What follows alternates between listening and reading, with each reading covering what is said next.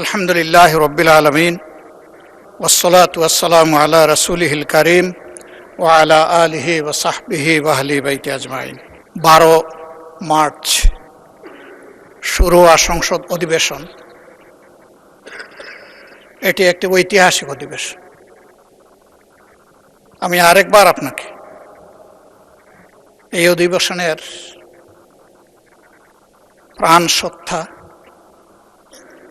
এই অধিবেশনের চেয়ার এবং স্পিকার হিসাবে অত্যন্ত সফলভাবে দায়িত্ব পালনের জন্য আমি অন্তরের অন্তঃস্থল থেকে অভিনন্দন জানাচ্ছি।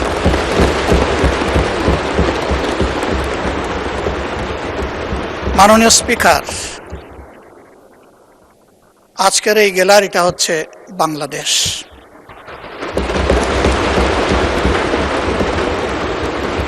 এই গ্যালারির দিকে তাকিয়ে আছে বাংলাদেশ। এই গ্যালারির দিকে শুধু বাংলাদেশে অবস্থানরত বাংলাদেশিরা নয়, সারা বিশ্বে ছড়িয়ে ছিটকে থাকা যত বাংলাদেশি আছে তারা সবাই আজ তাকিয়ে আছে। তারা এটাকে তাদের একটা প্রত্যাশার ঠিকানা হিসাবে দেখতে চায়। দীর্ঘ সময় ধরে চলমান এই অধিবেশন নিশ্চয়ই আমরা সবাই বিপুল প্রত্যাশা নিয়ে এবং দায়িত্ববোধ নিয়ে এখানে আমরা অংশগ্রহণ করেছি। আমি, সরকারি দল, বিরোধী দল এই দীর্ঘ সময় ধৈর্য ধরে আগ্রহ ভরে অধিবেশনকে সফল করার জন্য আমি অভিনন্দন জানাই এবং সেই সাথে অত্যন্ত খোলামেলাভাবে সবাই সবার মত ব্যক্ত করার ন্যূনতম সুযোগ পেয়েছেন, এই জন্য আমি আল্লাহ তাআলার শুকরিয়া আদায় করি। মাননীয় স্পিকার,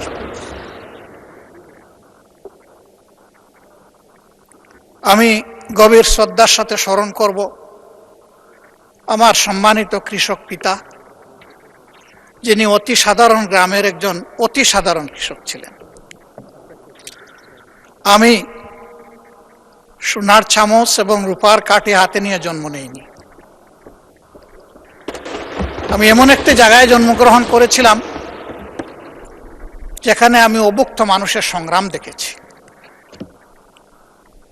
আমি দেখেছি 2টা মাস আসলে মানুষের মধ্যে দারুণ হাহাকার, একটা চৈত্র মাস আর একটা কার্তিক মাস। তখন বাংলা মাসের চর্চা হতো, এখন তো আমরা সবাই ইংলিশ হয়ে গেছি এবং এই অধিবেশনে হয়ে আসে দেখলাম যে আমরা উর্দু হয়ে গেছি।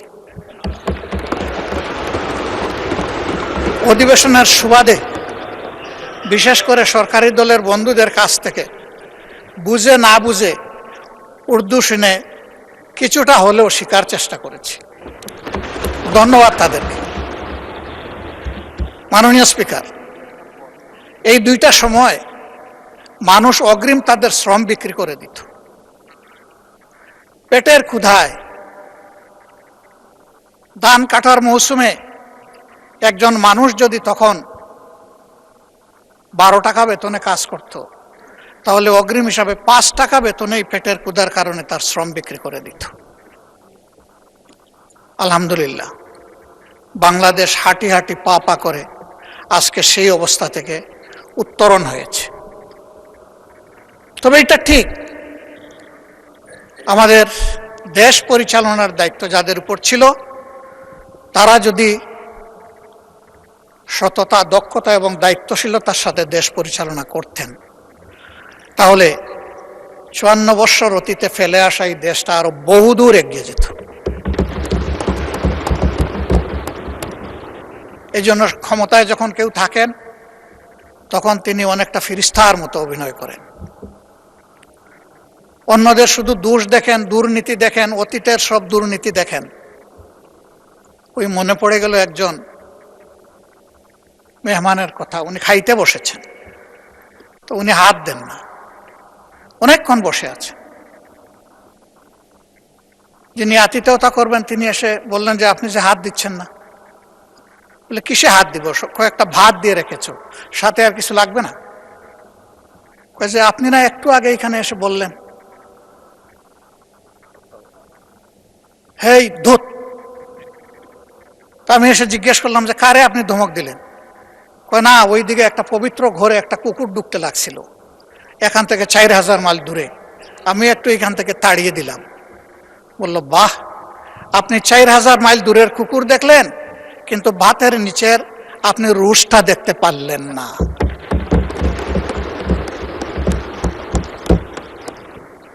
ক্ষেত্র বিশেষে আমাদের অবস্থান এমন হয়েছে, আমরা অনেক দূর দেখি, কিন্তু আমার গায়ে বগলে আমার যে দুর্বলতা বা গন্ধ, সেটা আমরা দেখি না বা বুঝার চেষ্টা করি না। অন্যের দোষের তালিকা তৈরি করা খুবই সহজ। মানুষ কখনো মহৎ হতে পারে না যে শুধু অন্যের দোষের তালিকা তৈরি করে। মানুষ সেই মহৎ হয় যে নিজের দোষ খুঁজে বেড়ায়, যে আমি কোন ভুল করেছি। যখন মানুষটি নিজের ভুলের দিকে তাকায়, তখনই তার সংশোধনের রাস্তাটা খোলা হয়ে যায়। আর অন্যের ভুল যখন খুঁজতে থাকে, তখন তার কিন্তু আর ওই ভুল থেকে, নিজের ভুল থেকে ফিরে আসার রাস্তা বন্ধ হয়ে যায়। আমি এখানে এসে মাঝে মাঝে কনফিউশনে পড়ে যাই। আমি কি মহান জাতীয় সংসদে বসে আছি, নাকি আমি জেগে জেগে ঘুমাচ্ছি? আমি কি স্বপ্ন দেখছি, নাকি আমি বাস্তবেই ইতিহাস শিকার কোনো বিশ্ববিদ্যালয়ের ছাত্র এখানে বসেছি? আমাদের 12 তারিখ থেকে শুরু করে আজকে 30 এপ্রিল পর্যন্ত চলে আসা বক্তৃতার আমি যদি ভুল না করি, তাহলে 80 ভাগ ছিল ইতিহাস চর্চা। ইতিহাস চর্চা কোনো দোষের কাজ নয়। চলতে হলে জানতে হবে এবং অতীতকে ধারণ করে চলতে হবে, আবার অতীতের ভুল থেকেও শিক্ষা নিতে হবে। এটি হচ্ছে ইতিহাসের চাহিদা। কেন মানুষ আমাদেরকে এখানে নির্বাচিত করে পাঠিয়েছে? আমরা যখন এই নেতৃবৃন্দ সারা দেশ ঘুরেছি, তখন শিশু থেকে বৃদ্ধ, নারী পুরুষ, শ্রমিক মজুর, মেহনতি জনতা, পেশাজীবী, ছাত্র শিক্ষক, সবার সাথে আমাদের ইন্টারেকশন হয়েছে। একটা শিশু যখন আমাদের দিকে তাকায় থাকতো, মনে হতো এই অবুঝ শিশুটি না বলা একটা জিজ্ঞাসা আমাদের দিকে ছুড়ে দিচ্ছে। আমি তো এই দেশের নাগরিক, আমি শিশু, আমাকে প্রোটেকশন দিন। আমি ঘর থেকে নিরাপদে বের হতে চাই, আবার আমি স্কুল থেকে নিরাপদে ঘরে ফিরতে চাই।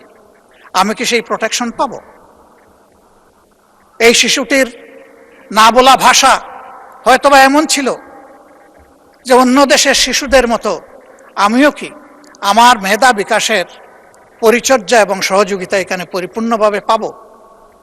হয়তো সেই শিশুটি অবলা ভাষার মধ্যে এমনটাও ছিল যে আমি কি একদিন বড় হয়ে মানুষের মতো মানুষ হয়ে রাষ্ট্রের সঠিক জায়গায় যে আমার মেধার সার্ভিসটা আমি দিতে পারব।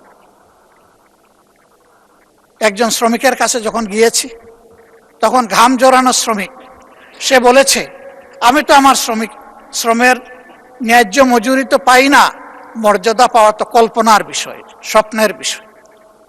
আমি কি আমার মজুরি এবং মর্যাদাটা পাব?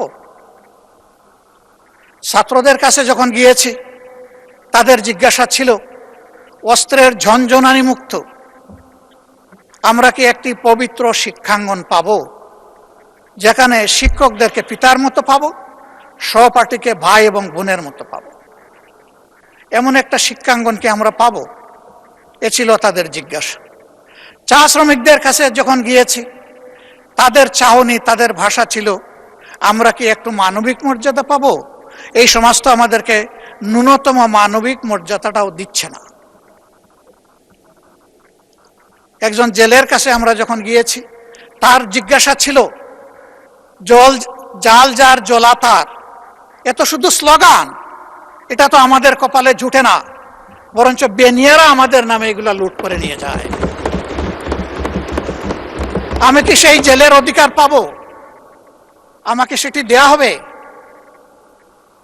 কৃষক ভাইটির কাছে যখন গিয়েছি, তখন বলেছে আমাদের তো হাঁসপাস অবস্থা। আমি যখন জমিতে ফসল ফলাতে যাই তখন এই ফসল কোনো সময় ঘরে তুলতে পারি না, প্রাকৃতিক বিভিন্ন বন্যা খরা দুর্যোগের কারণে। আর সৌভাগ্যক্রমে যদি ঘরে উঠাই তাহলে আমার প্রোডাকশন কস্টটাও আমি আমার পকেটে ফিরে আনতে পারি না। কেন পারি না? এই কারণে পারি না, কৃষি উপকরণ যেগুলো আছে, বীজ আছে, সার আছে, কীটনাশক আছে, সেচে পানি আছে, এইগুলার খরচ আমাদের প্রাপ্তির চাইতে অনেক বেশি। সারের যে দাম লেখা আছে তার চাইতে দ্বিগুণ দেড়গুণ দামে আমাকে কিনতে হয়। এখানেও বেনিয়াদের দৌরাত্ম্য। আবার আমি যখন ফসল ফলালাম, আমার ফলানো ফসলটা আমি তার কাছে যদি 10 টাকা কেজি দরে বিক্রি করি, রাজধানীতে গিয়ে সেটা 40 টাকা কেজি দরে বিক্রি হয়। এখানে মধ্যস্বত্বভোগীদের লুটেরা। এই যন্ত্রণা থেকে আমরা কি মুক্তি পাবো? আমি যখন ফসল ফলালাম, ফল উৎপাদন করলাম, তখন পর্যাপ্ত রক্ষণাগর না থাকার কারণে আমি তো তাড়াহুড়া করে এই ফসলগুলা বিক্রি করে দিতে বাধ্য হই। আমি কি সরকার থেকে এইটুকু সাপোর্ট আশা করতে পারি? তিস্তা পারে যখন গিয়েছি, সে এলাকার 2 কোটি 2.5 কোটি মানুষের মধ্যে যাদের সাথে দেখা হয়েছে, আমরা এখানে যারা বসে আছি, মাশাআল্লাহ আমাদের চেহারা গালগুল সবই সুন্দর, নুরানি, কিন্তু ওই জায়গার মানুষগুলোর দিকে তাকানো যায় না। তাদের হাড়ের ভিতরে চামড়া ঢুকে গেছে। জীবনের ঘানি টানতে টানতে তারা হয়রান হয়ে গিয়েছে। পুরো নদীটা একটা মরুভূমিতে পরিণত হয়েছে। ভরাট হয়ে যাওয়ার কারণে পাশের প্রতিবেশী দেশ থেকে যখন বন্যা তেড়ে আসে, তখন নদীর ধারণ ক্ষমতা একেবারেই নির্জীব হয়ে যাওয়ার কারণে 2 কুল ভাসিয়ে আবার তাদেরকে পানিতে ডুবাইয়ে মারে। শীত মৌসুমে যখন সে ফসল ফলাবে তখন তার চাহিদার পানি নাই। বর্ষায় যখন সে একটু আত্মরক্ষা করবে তখন পানির তুলে ভেসে যায়। প্রতি বছর শত নয় হাজার হাজার ঘরবাড়ি বিলীন হয়ে যায় নদী তটে। এভাবেই তাদের জীবন চলছে। আমি ধন্যবাদ জানাই আসাদুল হাবিব দুলু সাহেবকে, সম্মানিত সংসদ সদস্য তিনি এবং মন্ত্রী।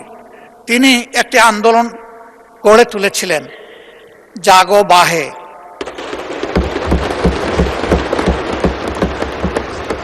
এই জাগা লোকগুলো এখন এই সংসদ, এই প্রধানমন্ত্রী, এই মন্ত্রী পরিষদ, এই সরকার আমাদের সবার দিকে তাকিয়ে আছে। আমাদেরকে তো জাগিয়েছে তো ঠিকই, আমরা কিন্তু আমাদের দাবি এখন বাস্তবায়ন হচ্ছে দেখতে চাই। মাননীয় স্পিকার, তিস্তা মহাপরিকল্পনা বাস্তবায়নের গল্প শুনতে শুনতে মানুষগুলা ক্লান্ত। এখন আর গল্প শুনতে চায় না, এখন তারা পদক্ষেপ দেখতে চায়।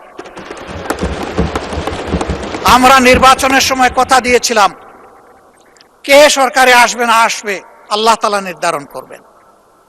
আমরা যদি সে সুযোগ পাই, আমাদের প্রথম পদক্ষেপ হবে তিস্তা নদীতে প্রথম কুদালটা কুটবে। আমরা এখান থেকে শুরু করব। সারা বাংলাদেশ কম বেশি ঘোরার সুযোগ হয়েছে। রিয়েলি তিস্তা পারের মানুষগুলার মতো এত দুর্ভাগ্য পীড়িত মানুষ আমি বাংলাদেশের কোথাও আর দেখি না। অবশ্যই আমাকে তাদের কথা বলতে হবে। আমার কথা এখানে তিস্তা মহাপরিকল্পনা বাস্তবায়ন অতি সত্বর, বিশ্বাসযোগ্য, দৃশ্যমান ভূমিকা নেওয়া হচ্ছে, আমরা দেখতে চাই। কারো চোখ রাঙ্গানিকে আমরা পরোয়া করব না। 20 কোটি মানুষের আলহামদুলিল্লাহ আল্লাহ তাআলা 40 কোটি হাত দিয়েছে। প্রত্যেকটি হাত সরকারের পাশে দাঁড়াবে, সরকার যদি সাহস করে এই পদক্ষেপ নেয়। আমি দাঁড়াবো, সবার আগে আমি দাঁড়াবো ইনশাআল্লাহ।